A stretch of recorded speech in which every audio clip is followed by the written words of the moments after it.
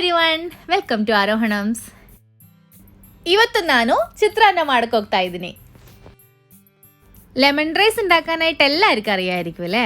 അപ്പോൾ അതിൻ്റെ കൂടെ നമുക്ക് കുറച്ച് മൈക്രോഗ്രീൻസും കൂടെ ആഡ് ചെയ്തിട്ട് നല്ല ഹെൽത്തി ആയിട്ട് ഉണ്ടാക്കിയാലോ.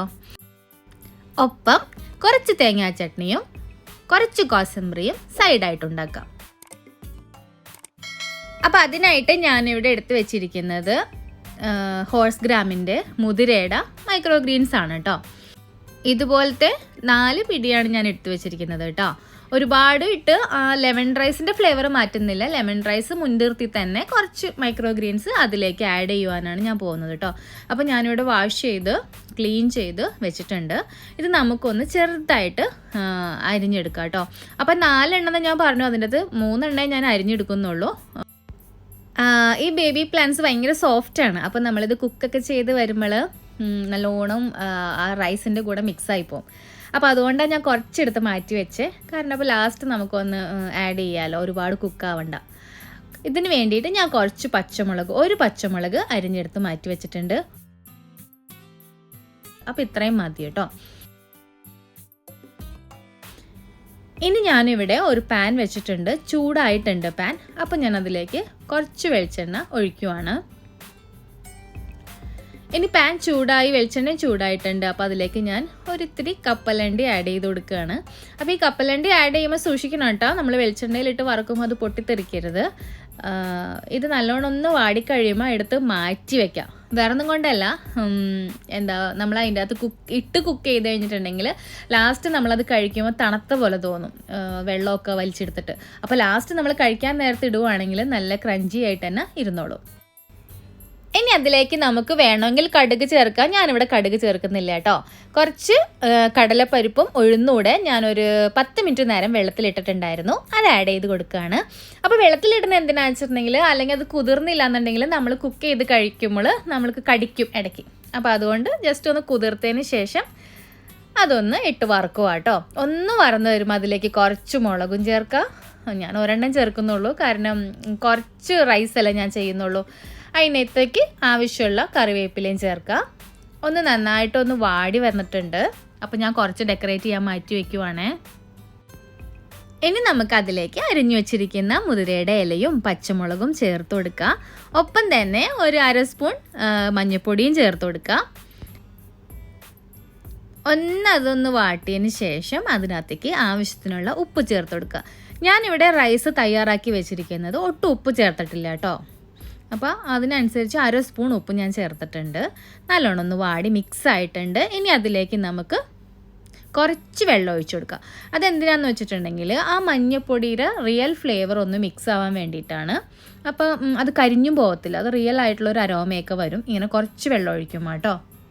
അപ്പോൾ ഇനി നമുക്കതിലേക്ക് ചോറ് ആഡ് ചെയ്ത് കൊടുക്കാം. ഈ ചോറ് ഉണ്ടാക്കിയിട്ടുള്ളത് ഫ്ലേവേർഡ് റൈസ് ഒന്നല്ല, ജസ്റ്റ് പച്ചവെള്ളത്തിൽ അരിയിട്ടിട്ട് 3/4 ഗ്ലാസ് അരിയിട്ട് വേവിച്ച് ഊറ്റിയെടുത്ത് വെച്ചേക്കണതാണ്. അതുപോലെ നമ്മൾ വേറെ എന്തെങ്കിലുമൊക്കെ ഉണ്ടാക്കാൻ വേണ്ടിയിട്ട് റൈസ് കൂടുതൽ ബാക്കി വന്നു കഴിഞ്ഞാലും പിറ്റേ ദിവസമൊക്കെ വേണമെങ്കിൽ നിങ്ങൾക്ക് ഇതുപോലത്തെ റൈസ് ഉണ്ടാക്കിയിട്ട് കഴിക്കാം.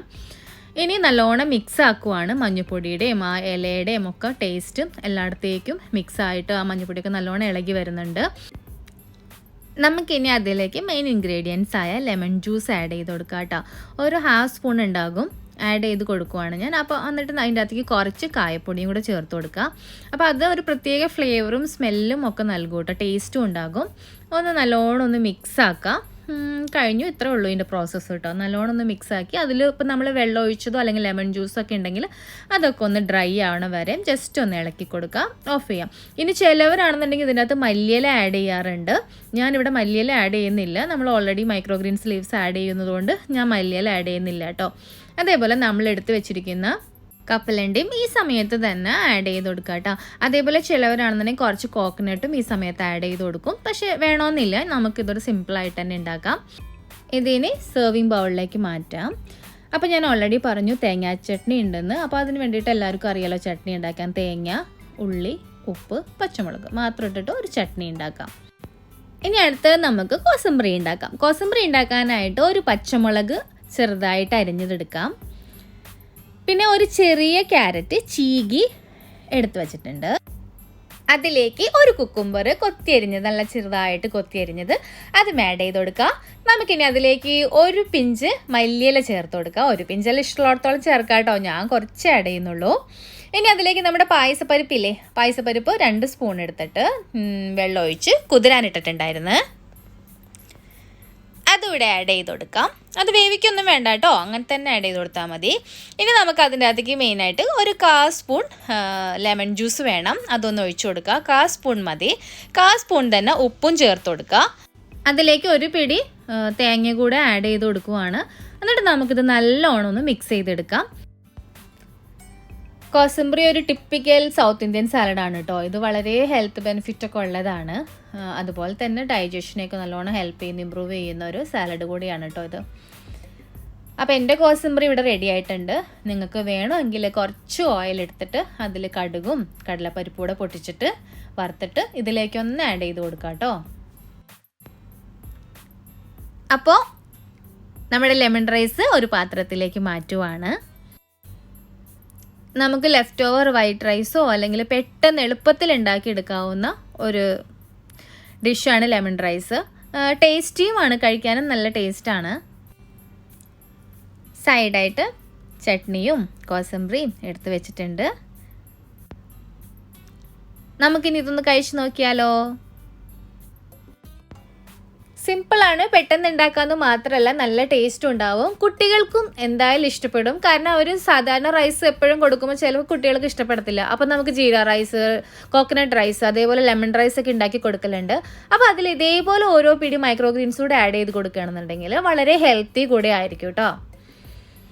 അപ്പോൾ എൻ്റെ ലെമൺ റൈസ് വീഡിയോ എല്ലാവർക്കും ഇഷ്ടമായി എന്ന് കരുതുന്നു. അപ്പോൾ എല്ലായ്പ്പോഴും പറയുന്നത് പോലെ സബ്സ്ക്രൈബ് ചെയ്യാനും ലൈക്ക് ചെയ്യാനും കമൻറ്റ് ചെയ്യാനും ഒന്നും മറക്കരുത്, സപ്പോർട്ട് ചെയ്യണം. അപ്പോൾ ഒരു പുതിയ വീഡിയോയുമായി വരുന്നത് വരെ ബൈ ബൈ, ടേക്ക് കെയർ.